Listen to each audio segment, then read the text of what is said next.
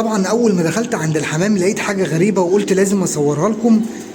الحاجه الغريبه دي لقيتها في الزغلولتين دول. تعالوا كده مع بعضينا بالراحه. هم دول الزغلولتين. طبعا احنا لو ما خدناش بالنا من الحاجه ديت الزغاليل دي هتقع مننا وتموت، فاحنا لازم نشغل دماغنا ونشوف هنعمل ايه مع الزغلولتين دول. طبعا الزغلولتين دول تعالى نتفرجوا عليهم سوا مع بعضينا. بسم الله ما شاء الله، الله اكبر عليهم. طالعين حاجه اسمها ابلق اخضر. ادي زغلول اهو قدامكم، وادي الزغلول التاني. طبعا الغلطه دي حصلت من الاب والام، فانت لو ما خدتش بالك وعالجت الغلطه دي في بدايتها ساعتها الفرخ بيموت منك. انت بتقول لي الفرخ بيبقى كويس او الزغلول بيبقى كويس وصحته كويسه، بطلع الاقيه ميت في الطاجن. النقطه بقى هنا اللي هندردش فيها سوا مع بعضينا كده ونشوفوا ايه اللي موجود عند الزغلولتين دول، الحاجه الغريبه اللي احنا لقيناها موجوده عندهم.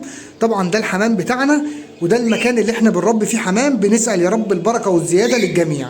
واول ما لقيت الزغلولتين دول حصل لهم كده قلت اطمن بقى على باقي الزغاليل ونشوفوا هنعمل ايه مع الزغاليل. طبعا القص الشقلباز دول اهم زي ما انتم شايفين، محضن تحت منهم 3 زغاليل.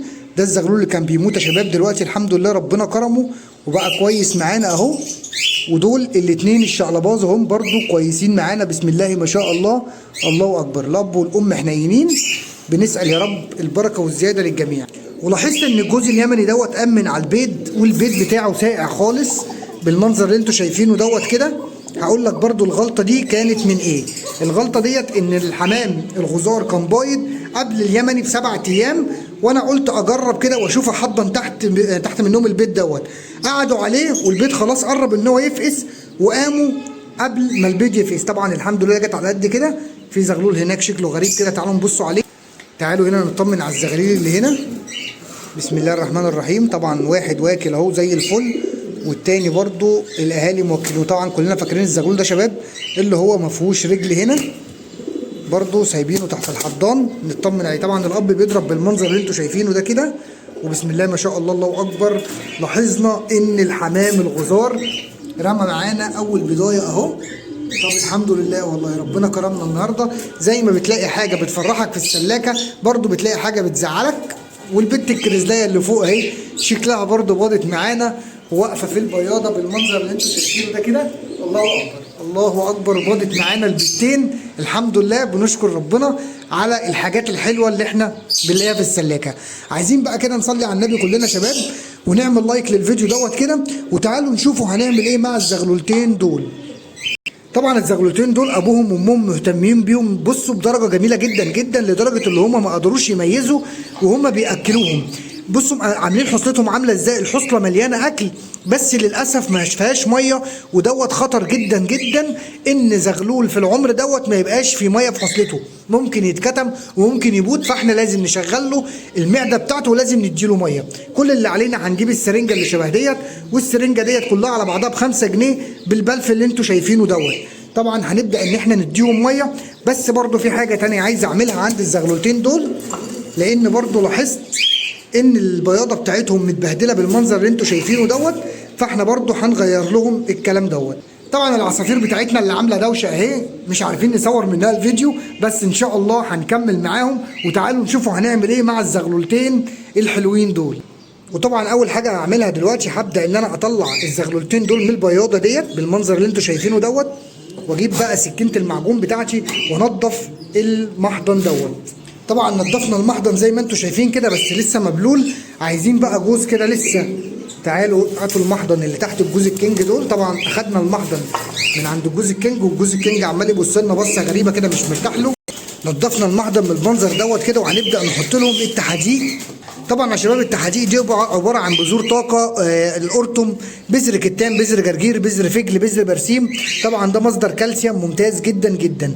تعالى بقى اوريك دلوقتي اول ما احط البياضه ديت تحت الجوز شوف هيعملوا ايه. بس برضو لاحظنا ان ده حصلته ناشفه. تعالوا نشربوه سوا كده مع بعض.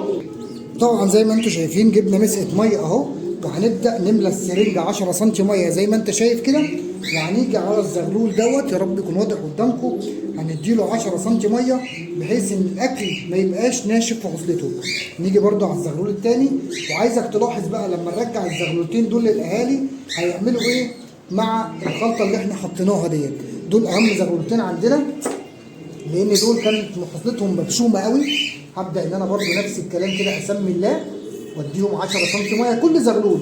مش هيحصل حاجه كده لما الف على كل زغلول واديله 10 سم ميه، لا انا كده حافظت على الزغلول وحافظت على صحته بحيث ان هو ربنا يبارك لي فيه ويطلع زي الفل. محتاج ميه تاني ببدا اسحب بالسرنجه كده واديله. مش هتخسر حاجه لما تلف لفه على زغاليلك وتعمل معاهم كده. تعالوا بقى نشوف رد فعل الاب والام لما يشوفوا الزغلولتين دول بالتحديد. اخدنا الزغلولتين دول اهم ورحنا بيهم بقى للاب والام. شوف بقى هيعملوا ايه لما ياخدوا بالهم ان احنا حطينا لهم تحديد. بص كده زي ما انت شايف الذكر هياخد باله كويس قوي قوي قوي كمان. طبعا ده مصدر كالسيوم ليهم ومصدر كالسيوم للزغاليل وبيساعدهم برضو على الهضم عشان خاطر هم بشمنهم، فبالتالي هيهضموا معاك بسرعه.